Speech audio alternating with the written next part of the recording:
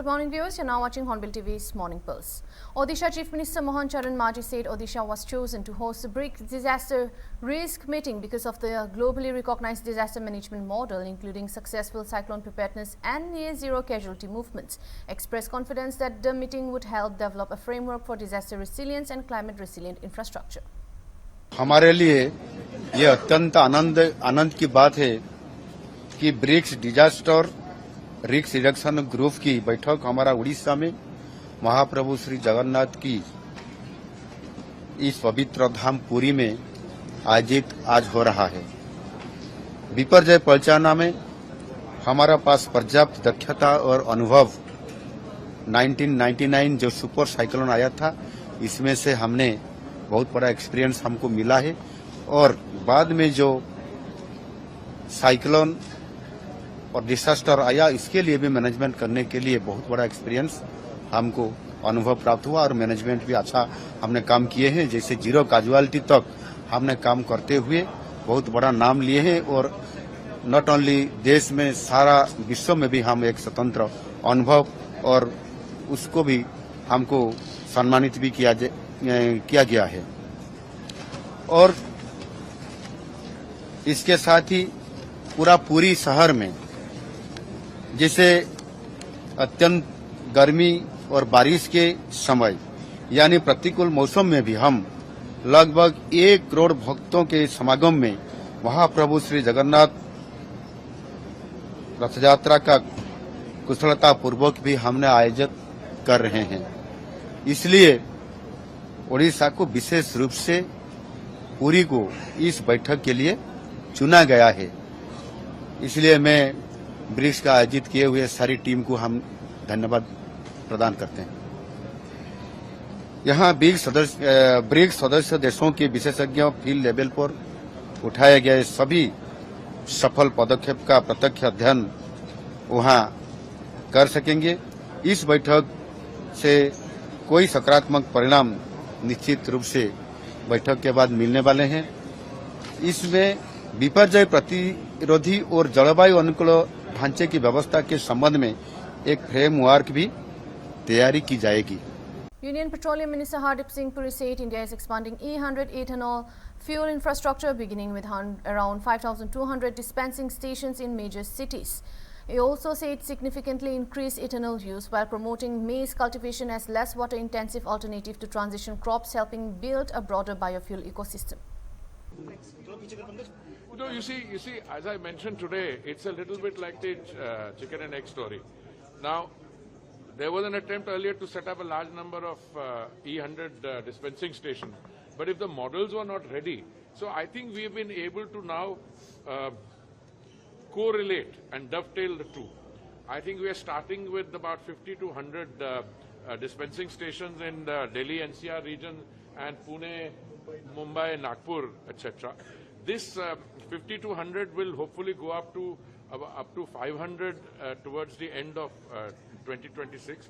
And if this, as is anticipated, will go on, then by 5,000 by the end of December 2027. I think Gadkari ji made another very important point. If the Euro 6 standard vehicles can be made compliant to E100, this is what his discussion was with the Honda Motor Corp yesterday. They said that they could do it. When the kit comes in, with minimal change, they could make it compliant. You know, for a country like India, which imports fossil fuel energy for about $120 billion, you see what a difference it will make. You see, in the current geopolitical turmoil, we are having to manage, okay? But our Atmanirbharta and our self-reliance. Now, the motorcycle which came, which was 2 models introduced, are almost 100% made in India. If the fuel going into that is also indigenously produced from the biomass, it's a win-win. Now, same thing with the four-wheeler now. Now, yesterday, you had 2 very largely popular, high-selling brands of motorcycle. I think the total two-wheeler population in India is about 30 crore or something like that. You add to that, 37 lakh cars. And the point which is made is that, look, if out of the new model, forget about the Euro 6 standards and, adjusting, but out of the new vehicles, if 50% are flex fuel compliant, you'll have another 400 crore liters or little less than that of ethanol that can be utilized. It's very well known that the ethanol program has done very well, but we needed about 1150 crore liters for 20% blending. We've already got 1900, so they are also wanting to offload. And Gadkari ji was giving an example of what happened to maize. The idea partly is to shift from water intense crops to maize, which is requires less water. But the diversity with what we've done, you've got made from agricultural waste, parali, from bamboo, from broken rusk, from maize, from this thing. In the case of maize, if I remember correctly, when we introduced it, suddenly we went up from 0 to what, 40%. So it's an overall ecosystem which is developing, and I feel confident, thanks to the Prime Minister's very bold and decisive step. We are now looking at a new thing where availability, affordability, and the transition, thanks to biofuel. Today, E85 or E800 is the cleanest fuel, even compared to electric vehicles. Thank you very much. The Executive Council of Barkatullah University has unanimously approved a proposal to rename the institution Vakdevi Bhojpal University. Registrar Samar Bahadur Singh said the proposal will now be sent to government for approval, after which an official notification will be issued. विश्वविद्यालय में कल कार्य परिषद की बैठक थी। बैठक में प्रस्ताव आया और प्रस्ताव में ये कहा गया कि बरकतुल्लाह विश्वविद्यालय के स्थान पे बागदेवी भोजपाल विश्वविद्यालय नाम रखा जाए। तो इसको सर्वसम्मति से कार्य परिषद में पास कर लिया गया और निर्णय हो चुका है। और इस निर्णय के उपरांत मेरे द्वारा शासन को लिखा जाएगा आगामी कार्रवाई के लिए, और इसके उपरांत शासन मान्य करने के बाद नोटिफिकेशन जारी करने का कार्य रहता है। तो इस शासन स्तर पर निर्णय लिया जा सकेगा।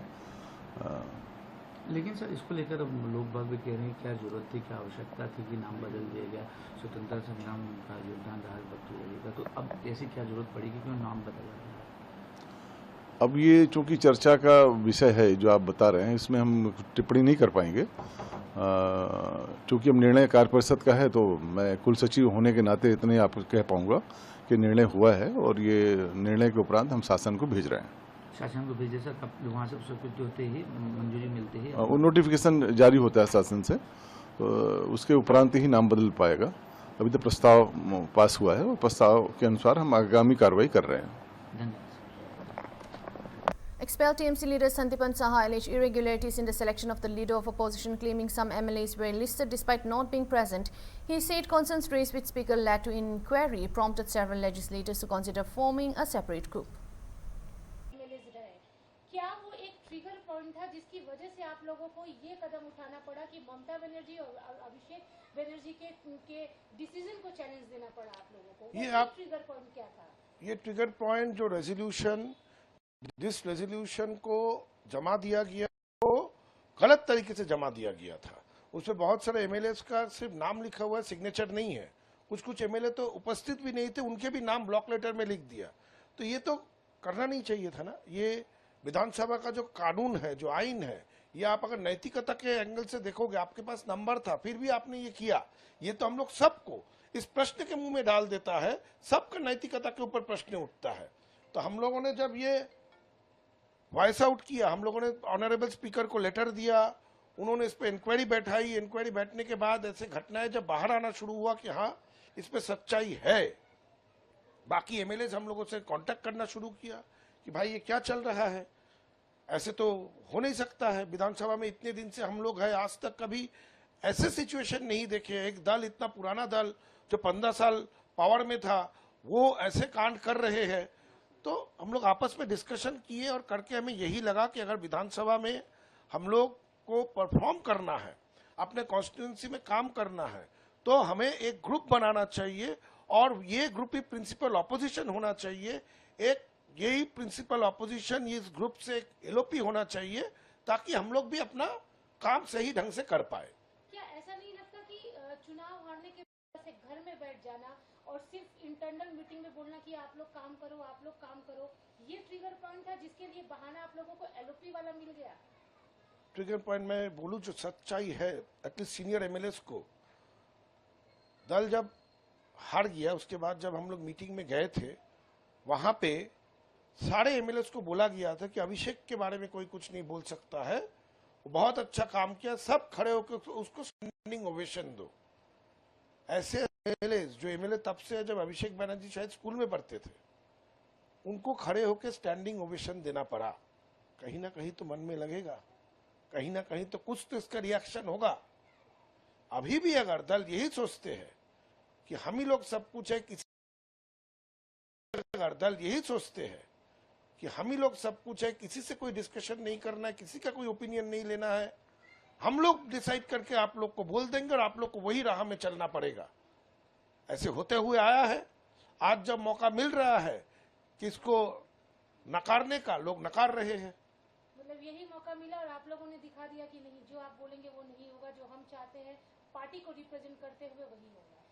जो हम चाहते हैं नहीं, जो सबके साथ आलोचना के माध्यम में जो सामने आएगा वही होना चाहिए। डेमोक्रेसी तो इसी को कहते हैं, डेमोक्रेसी हम लोग का डेमोक्रेटिक कंट्री है, पार्टी के अंदर भी डेमोक्रेसी होना चाहिए।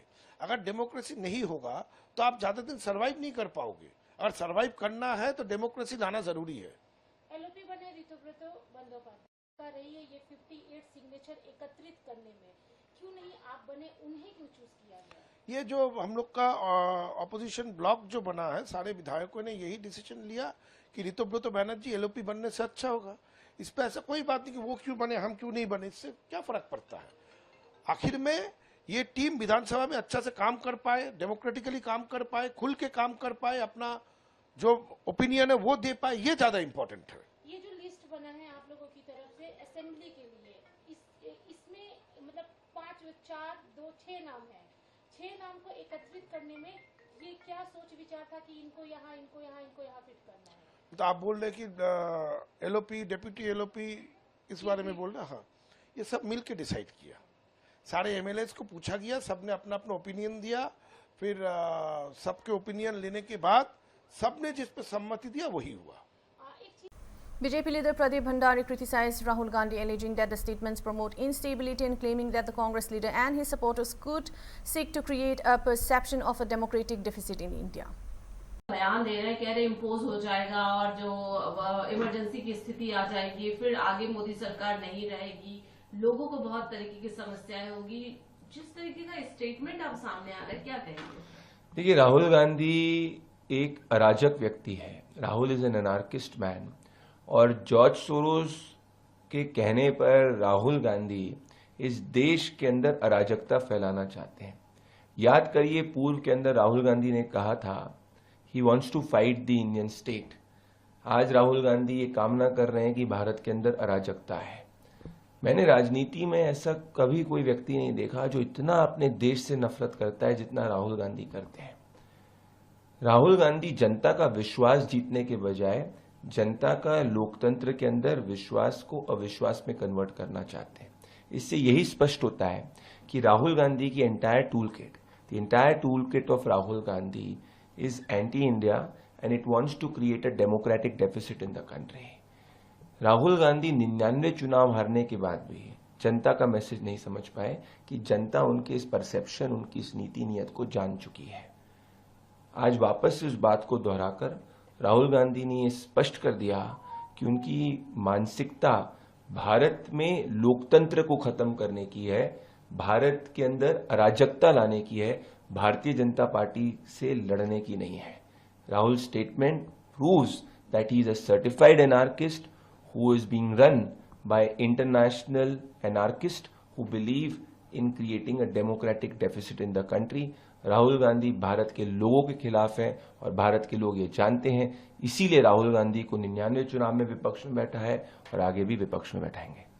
BJP MLA Durga Murmu claimed that public support for the Trinamool Congress is declining and alleged that internal conflicts between the party reflect growing political challenges. She asserted that continued fighting could further weaken the party's position.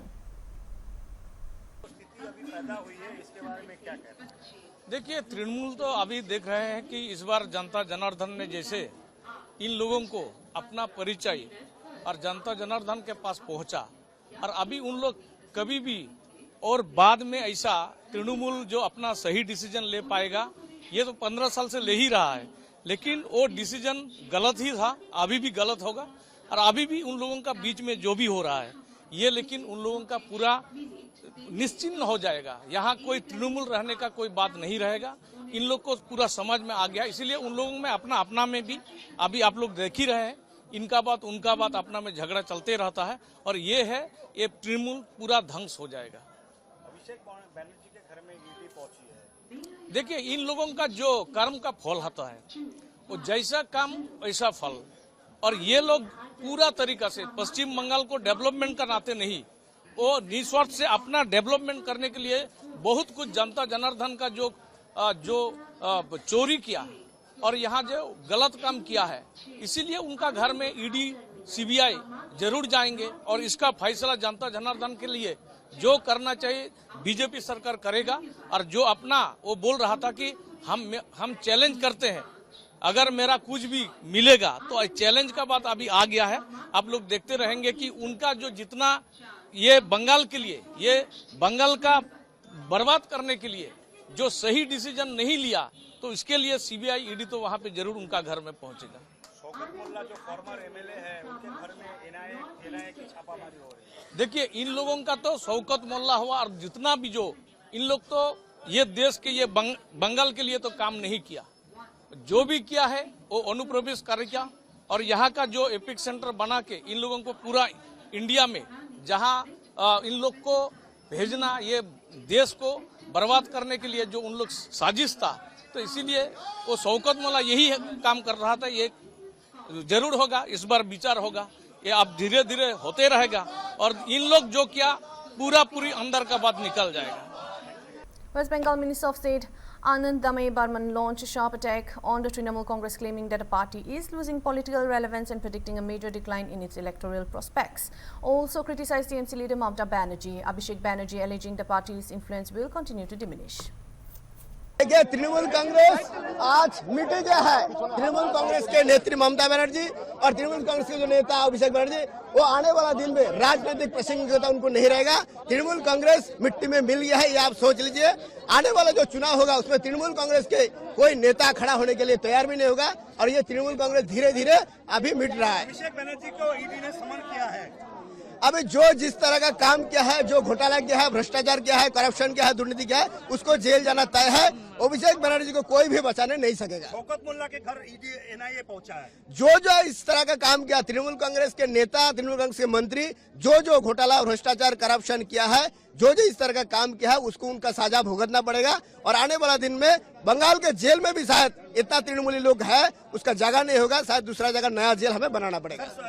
तो Banerjee LOP बन गए sir, किस तरह से देखते हैं इस तरह की चेंजेस? 58 एमएलए तृणमूल के एमएलए, उनके साथ अभिषेक बनर्जी कोई नामो निशान नहीं। देखिए, वही तो ममता बनर्जी अभिषेक बनर्जी को जहाँ भी छोड़ दे रहा है। अभी तृणमूल कांग्रेस आपस में अपना जो डिवाइडेशन वो लोग का हो गया है, और आने वाला दिन में ऋतुव्रत बनर्जी के नेतृत्व में भी ये तृणमूल नहीं रहेगा। तृणमूल कांग्रेस ये जो शब्द है, ये शब्द आने वाला दिन में राजनीति में नहीं रहेगा। फिरहाद हाकिम रिजाइन करने वाले हैं और रिजाइन करेंगे, अभी उसको उपाय नहीं। अभी फिरहाद हाकिम शुरू किया है। आने वाला दिन में देखिए, तृणमूल कांग्रेस के द्वारा जितना सारा कॉर्पोरेशन, म्यूनिसिपैलिटी है, जितना सारा जिला परिषद है, महंगा परिषद है, सब धीरे धीरे रिजाइन करेंगे। ये अभी तय हो गया है, क्योंकि उनके पास पार्टी में अभी जन समर्थन कोई भी नहीं है। पार्टी समाप्त हो रहा है तृणमूल कांग्रेस। इतना सारे समर्थक सर यहाँ पे आपको रिसीव करने के लिए आए हैं, और आप मंत्री भी बन गए हैं।